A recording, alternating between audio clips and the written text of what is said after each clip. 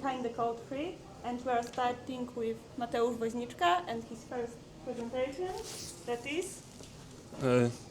That has cold open, so we'll get there. So hello everyone. I'm starting every presentation with introducing the. We'll get there. With introducing the protagonist. The protagonist was like the red guy from Pokemon. One, my shitty car. And today our protagonist is this guy who is the hedge knight. Okay, so it's like not the regular knight. This is like more freelancer guy, like most of us. And he has run out of his job, like finished his contract. But fortunately for him, he found the ad that night it was wanted. This is totally not AI generated and it's not floating on the wall, right? But yeah, but the ad looks legit. So he decided that he wants to apply for this job. So he has gone to the Maester because he can read, but with writing he has some problems. So he has gone to this guy who's responsible like for writing and everything. And he's like, yo, I have seen this application, this ad, I would like to apply there. And Maester says, no problem. We can say crow to that castle. It's not a big deal. It's like my daily duty, whatever. And he's like, okay, let's do it. But do you know the address? And he's like, yeah, of course. It's like on the ad. This is like Cedric, Spire, Coast, whatever.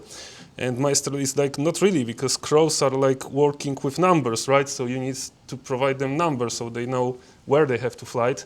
And he's like, look, I have no idea what you're talking about, right? I just want to send the application. And Maester says, okay, so stay a while and listen, and I'll tell you the story about Raven Seals and Trusted Scrolls, or in other words, the Master's Guide to the DNS and TLS. My name is Mateusz Woźniczka, and welcome everybody. Okay. Small disclaimer, this talk is not very technical. It's just to give you like the reminder how those things are working.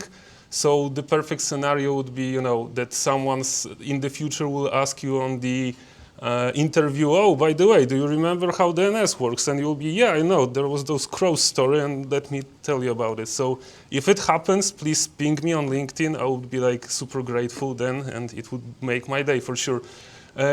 Just one more disclaimer, this is like based on Game of Thrones, right? The crows and everything.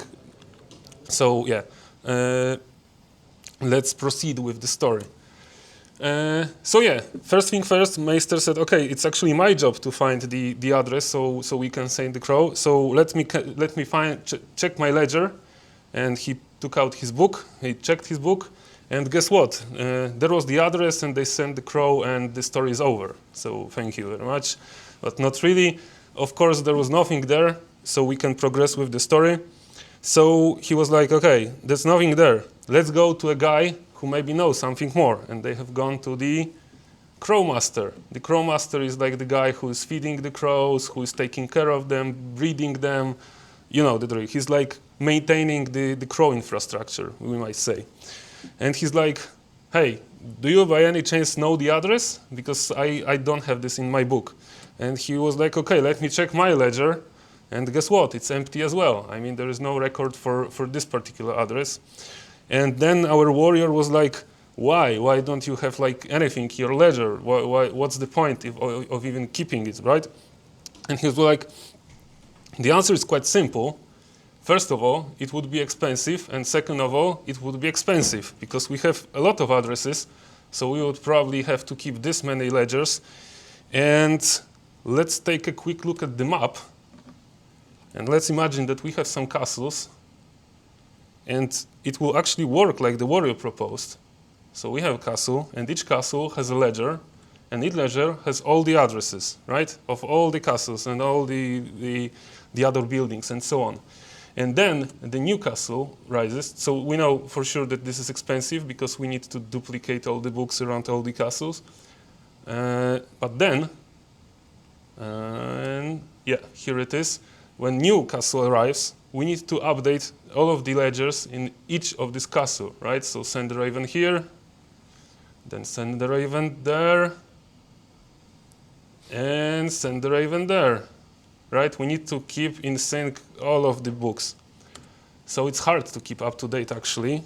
And the same thing happens if, for example, one of the castles will go away. We also need to update that, hey, this address is no longer available. So we can send crow here and send crow there, etc. So yeah, it's expensive, it's super inefficient, and it's easy to lose track.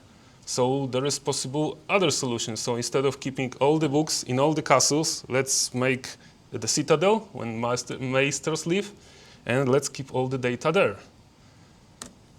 It's cheaper because we have to keep only one book.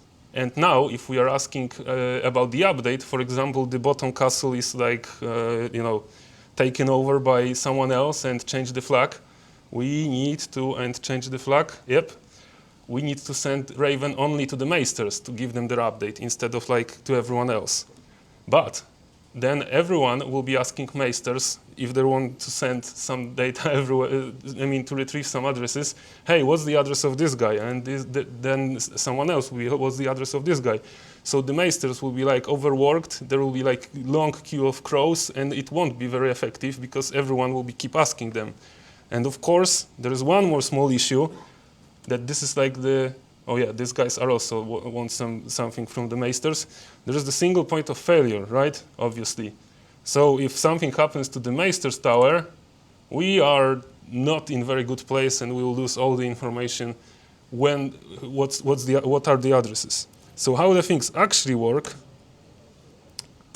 is the combination of both. So yeah, the red castle is our castle, and the Maester tower is Maester tower, similarly.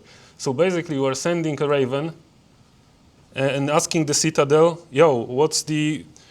I know that you don't have information about all the addresses and so on, but what about the last part, this .coast? So we are basically sending them a Raven, saying, do you have information about .coast? And they are like, of course we do, but we know a guy who knows this, so we will return you the address of the guy who knows more information about .coast, and look at it, he's here, you need to ask them. So guess what? We are doing the very same thing and asking them, like, okay, what is the address? We are asking this tower, like .coast tower, what's the Seedrake Spire? And they're like, I don't know. But guess what? I know a guy who maybe know this. And so this is basically what they're responding us. They're responding us with address of yet another castle, or shall I say tower, which is here, and which has like information about all the addresses of all like small castles and everything around them, like in the small plot of land, right? So yeah, finally we can send the crow there and say, whoa, do you know the address of this? And they will say, of course I do. This is what I'm doing here all day. So here it is. Here's your address. And this is pretty much it. And the castle has appeared because we finally know where it is. Okay? So thing to remember about the DNS is that this is hierarchical. I have no clue how to pronounce this word. So instead of like going to one place which has all the information about all the addresses, we basically go, do you know like this piece of information? And in most cases we will get the response something, I have no clue, but I know the guy who might know, or who might know someone who might know. So it's like they're responding, okay, I know where this coast is, or rather the guy who knows where the coast is, and he knows where the spire is. And this is pretty much it, how we retrieve the address by the crows, and we can finally send a message. We are the red castle, and the blue castle is like our target place. So we want to say hello, because we are nice. But there is a small problem. This guy below is a spy, right? And he reads everything. He can read. Not like, all the other, but he basically, spies are literally everywhere and they're reading. And since we are sending application to the new castle, we don't really want to know them, our story of all people we have slain, etc., because it's kind of confidential. So we somehow need to abstract this information. So, we kind of cannot say hello like in plain text. Hello maybe work, but all the information that follow would be risky for us to send. So we need to encode it somehow. And fortunately in the castle are living like maesters who are dealing with the ciphers all the day. So they can encrypt this with a key, right? So we don't really care at this point and in this story how the encryption works. We only care that with this key, you can encrypt hello to something like this, and you can decrypt this with the same key to get hello back, right? So now we can send this garbage or whatever to our castle, and the spy will just read meaningless letters, and we should be safe. But there is one problem, because this 17 is like, let's say, number instead of key, because the Maesters are using some mathematical operation, which is magic, to change one word to the other. But now we need to send the message, which is safe, but we are in the very first place, because we also need to send somehow the key to the castle so they can decrypt it, right? And we are in the square one again. So we are not sending this. We need to find a way to send 17 in a plain word without sending 17. So fortunately for us, this is the question. Yeah, I forgot to skip the slide. How can we pass the key? And fortunately, we have alchemists in the castle, in each castle, and we'll use their help to send some information. So yeah, we'll be mixing colors. Normally, it's like mixing very big numbers, but yeah, we are all tired after a day of work, so let's stick to something simple. So our target castle has something like public brew, and everyone knows that their color is blue, right? They even have it on their banner. It's like not a secret. Everyone knows this. So they have their public brew. We can have this public brew, and of course the spy can have this public blue brew. Then we have something called, the target castle has something called private brew, and this is like kept secret, like in the underground. No one knows where it is. Only one person, the alchemist, and it's red. But only we know this. The spy does not know this. Our castle, the red one, also does not know this. It's like hidden behind the walls. We also have a private brew, which in our color will be yellow. And again, no one else knows this. This is like the highest kept secret.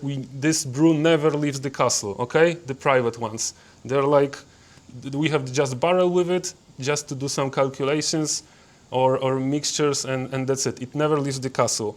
Everything between the castles is like public knowledge, and you can consider that whatever goes there, everyone knows it because of the spies. So now the magic starts to happening. First, we are mixing the public blue with our yellow, which gives us green. This is not a big surprise, right? And same thing happens on the other side, but they're mixing the public one with their private one, and we got purple, right? Now we are sending this, and they're sending that to us, and obviously the spy will have all of them, because, yeah, we assumed this, but we are fine with it. Because now my animation, yeah, here. We mixed those two in our castle, and we got those thing which looks brownish. And the same thing happened in the target castle, and they got the very same mixture, right? Because we are actually mixing the same three colors, red, blue, and yellow, in the proportions that we have used. So, okay, but so magically we have the mixture, and the target castle have the same mixture, and we never exchange this mixture in public. We have calculated like behind the scenes in the cellar. And the spy cannot really do this, because if he will start mixing, he will get something totally else, right? And why is that? Because he cannot subtract blue from green to get yellow. I mean, this is for us obviously a common knowledge. Oh, you have to add yellow. But it's not that easy, because if anyone has ever been with a wife or girlfriend buying, I don't know, paint for bedroom, he knows that there is like 100,000 colors of yellows, and on top of that there are different proportions of yellow. So simply by looking at the green, we cannot guess which we can brute force it, but it will take a long time, right? And after the communication, we change our yellow to something else, and then the key, even if they're broken, it won't work. So they cannot reproduce the same color that we are using. So now we can translate this with, I don't know, book of colors or whatever to 17, and we know that, you know, this color corresponds to this value, And this is, again, common knowledge. Everyone has this book of numbers that it's simply translating brown to numbers. So basically, we ended up with the key on both sides without exchanging this in public.